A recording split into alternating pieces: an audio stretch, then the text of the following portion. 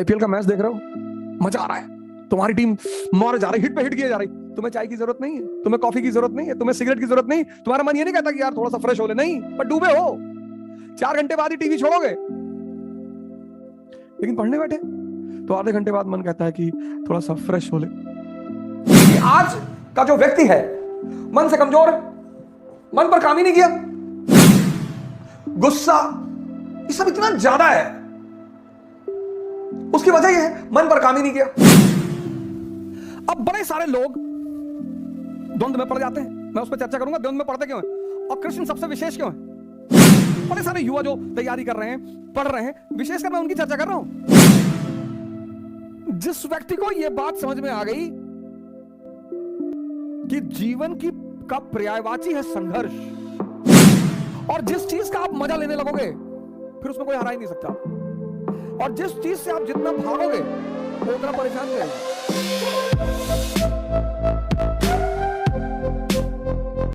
IPL का match देख रहे हो, मजा आ रहा है, तुम्हारी टीम मारे जा रही, हिट पे हिट किए जा रही, तुम्हें चाय की जरूरत नहीं है, तुम्हें कॉफी की जरूरत नहीं है, तुम्हें सिगरेट की जरूरत नहीं, तुम्हारा मन ये नहीं कहता कि यार थोड़ा सा फ्रेश हो ले, नहीं, पर डूबे हो, 4 घंटे बाद ही टीवी छोड़ोगे।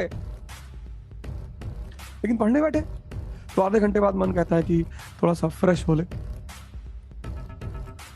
वो जब कहता है ना, बस वहीं पकड़ लो उसे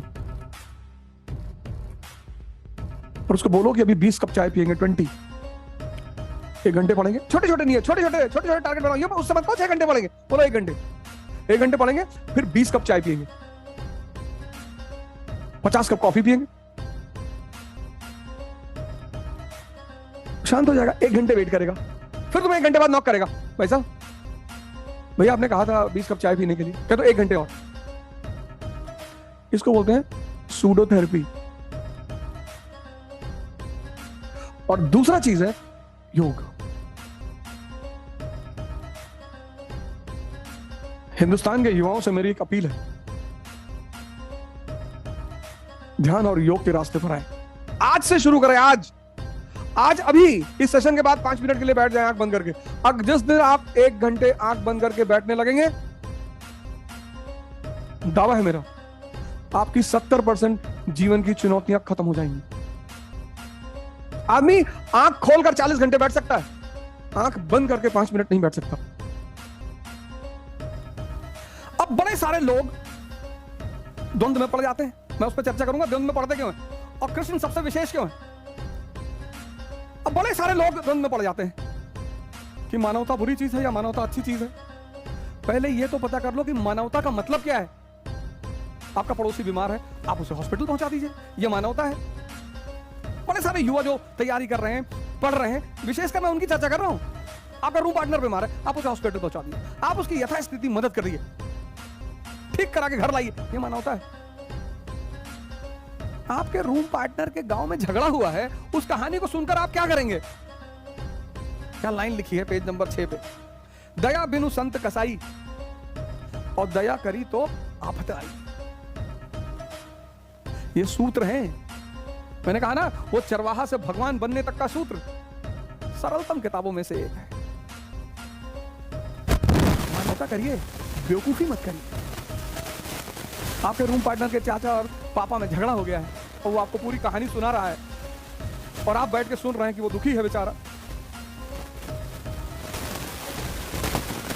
ये सूत्र है, दया बिनु संत कसाई और दया करे तो आप बताइए।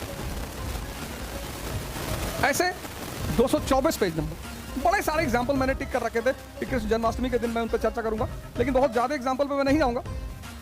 अब सबको इस संसार को भोगना है, मजा लेना है, आनंद लेना है। पेज नंबर 224, शस्त्रों में मैं व्रज हूं, गायों में कामधेनु। कामधेनु कोई ऐसी गाय नहीं है जो दूध के स्थान पर मनचाहा व्यंजन परोसती हो। ऋषियों में वशिष्ठ के पास कामधेनु थी। वस्तुतः गो इंद्रियों को कहते हैं, रुकिए, पूर्ण विराम इसीलिए लगाया जाता है। गो, वस्तुतः गो इंद्रियों को कहते हैं। इंद्रियों का संयत होना इष्ट को वश में रखने वाले में पाया जाता है। कितनी बड़ी लाइन है, इंद्रियों का संयत होना। ये भी खा ले, वो भी खा ले, यहां घूम ले, ये कपड़ा पहन ले, वो कपड़ा पहन ले। इंद्रियों को संयत होना इष्ट को वश में रखने वाले में पाया जाता है। जिसकी इंद्रियां ईश्वर के अनुरूप स्थिर हो जाती हैं, उसके लिए उसी की इंद्रियां कामधेनु बन जाती हैं। फिर तो जो इच्छा करी हो मन माही, हरि प्रसाद कुछ दुर्लभ नहीं।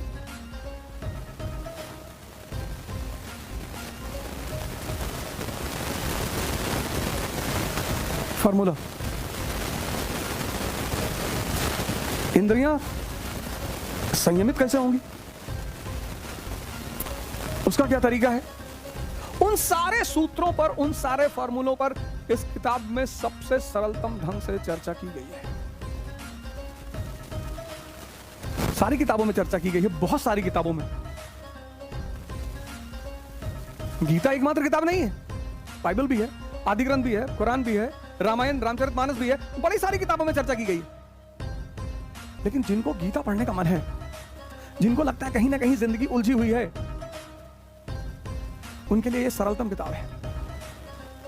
क्योंकि हर आदमी को अपने जीवन में इस उद्देश्य को पूरा करना है। और जो लोग लड़ना जानते हैं, भाग्य हमेशा उनके साथ है, हमेशा। जो लोग लड़ना जानते हैं,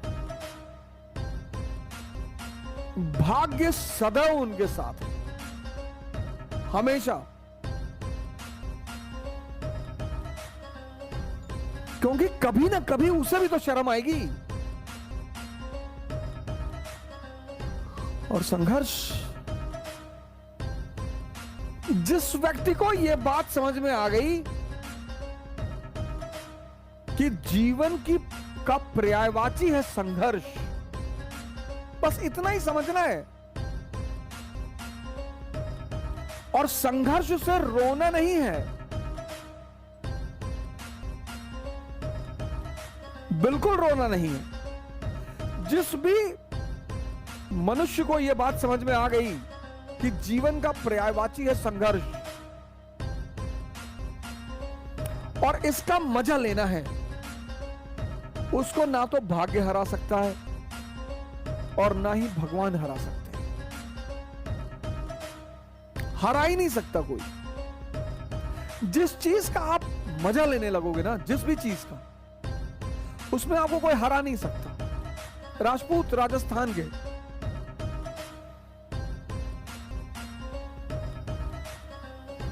मराठा महाराष्ट्र के, अफगानी अफगानिस्तान के, युद्ध इनका गेम है। जिस चीज में, बस आपको यह चीज समझनी है कि जीवन का पर्यायवाची है संघर्ष, और संघर्ष का मजा लेना है। लाइफ, जीवन का पर्यायवाची है संघर्ष, और इसका मजा लेना है।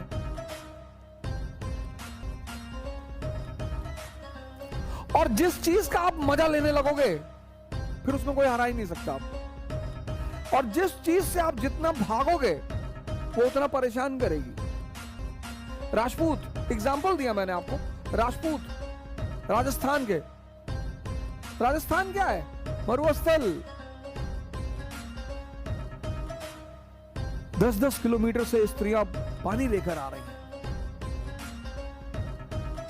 बाजरा खाने को मिलता है। तो युद्ध राजस्थान की संस्कृति में क्या है? गेम। ये जो करवा चौथ का त्योहार है, आने वाला है, और दशहरे के बाद पड़ेगा। करवा चौथ का तो त्योहार है, आने वाला है, और दशहरे के बाद पड़ेगा। ये बेसिकली राजस्थान का त्योहार है। क्योंकि दशहरे के बाद हर राजपूत राजा को अपनी सेना लेकर बाहर निकलना होता था। किसके लिए? युद्ध के लिए। कंपलसरी था, वो निकलना ही है।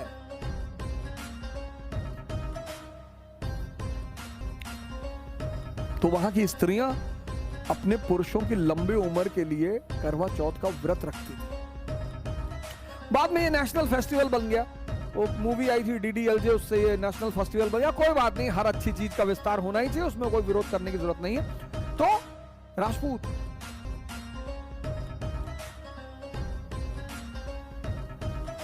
इल्तुतमिश की तो हिम्मत ही नहीं पड़ी।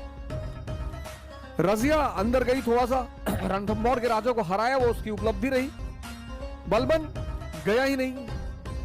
अलाउद्दीन खिलजी को बहुत मेहनत करनी पड़ी, धोखेबाजी का सहारा लेना पड़ा, शेरशाह सूरी को कहना पड़ा कि मुट्ठी भर बाजरे के लिए मैंने हिंदुस्तान का ताज दांव पे रख दिया। और अकबर को भी राजपूतों का सामना करना पड़ा, क्योंकि दिल्ली से गुजरात जाना ही जाना है, और दिल्ली और गुजरात के बीच में राजस्थान है, और राजस्थान के राजपूतों के लिए युद्ध खेल है। तो अकबर ने पूछा बीरबल से कि भैया क्या चाहिए इन लोगों को? बोले सरकार 2 चीज चाहिए, एक तो सम्मान चाहिए। बोले दे दो, बोरे में भर के दे दो, बोरे में सम्मान भरो, दे दो। और टाइटल देना शुरू हुआ। बोले सरकार एक तो सम्मान चाहिए। बोले दूसरा क्या चाहिए? बोले दूसरा युद्ध करना चाहिए। अरे बोले बहुत अच्छा यार, मानसी को बनाओ गवर्नर काबुल का।